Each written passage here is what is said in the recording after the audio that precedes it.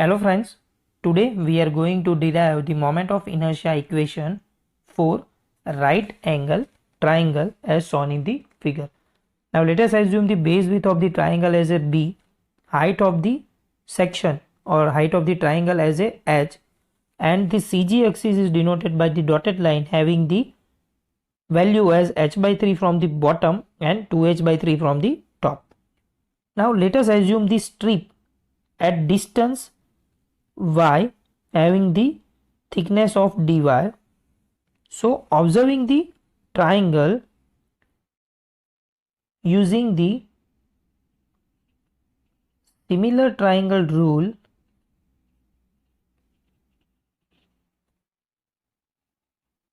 we can say that at the height the value of the width as a b, then at distance y the value of base width of the strip as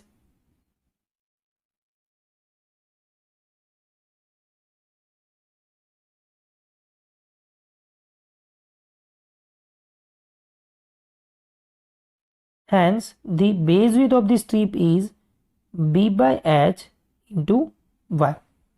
Now area of strip dA, which is equal to width into thickness, hence b by h into y into dy as a area.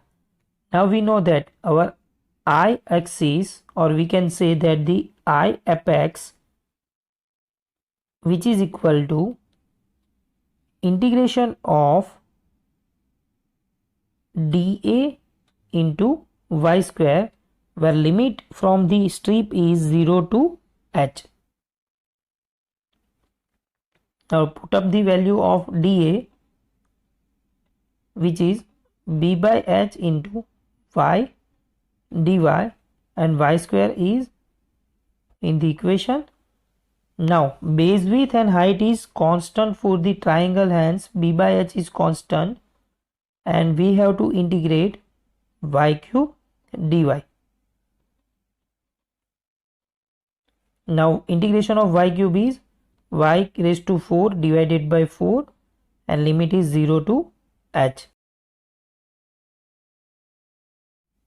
From these we can say that I apex is equal to bh cube by 4. So our value for apex is bh cube by 4. Now going ahead for the CG value, using parallel axis theorem,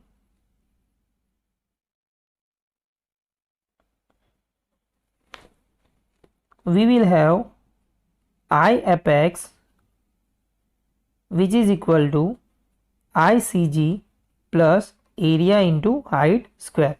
Now I apex is bh cube by 4, which is equal to ICG is denoted by IXX plus area of triangle is 1/2 base into height into h is the distance from apex to the CG, which is 2h by 3.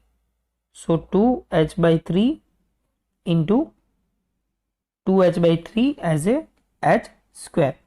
Now solving these terms, we have IXX, which is equal to bh cube by 36. So our CG axis moment of inertia is bh cube by 36. Now going ahead for the base value, again using parallel axis theorem, I base or I BC, which is equal to IG plus AH square, where IG is calculated as bh cube by 36, area is 1/2 base into height, and h is the distance of CG from the axis as a h by 3 square. So solving this term, we have I base is equal to bh cube by 12. Hence the moment of inertia with respect to base axis is bh cube by 12. If we take the strip in the vertical direction, then instead of b we have to use the height, and instead of height we have to use the base. It means that at apex the value is hb cube by 4, at cg hb cube by 36, and at base value on vertical direction the value is hb cube by 12. If the isoscale triangle is going to be asked, then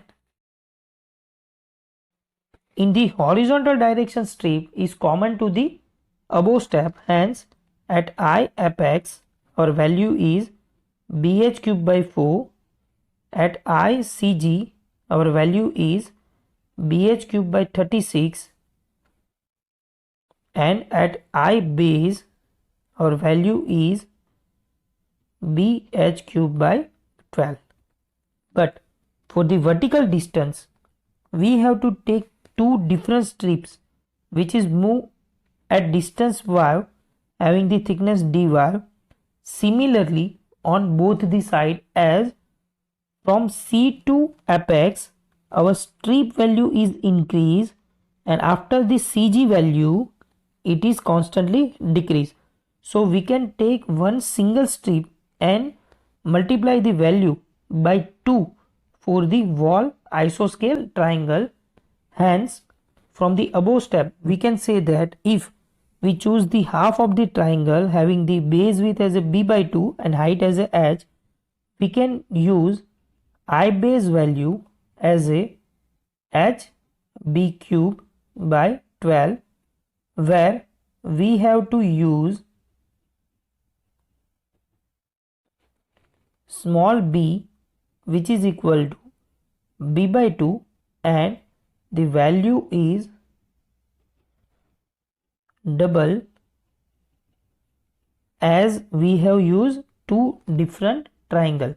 Hence for vertical step Iyy is equal to 2 times I base, where I base is equal to hb cube by 12, we have to use b is equal to b by 2, hence twice the h by 12 as a constant, and instead of b we have to use b by 2, hence b cube by 2 cube, which is equal to 2h by 12 into b cube by 8.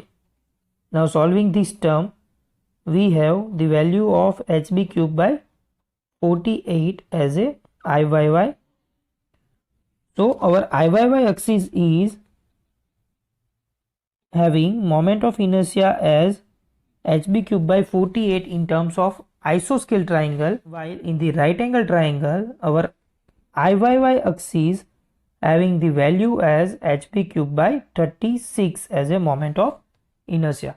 So we have to note that if isoscale triangle is going to be asked, then for the vertical axis the value is hb cube by 48, while for the right angle triangle the value is hb cube by 36. Thank you.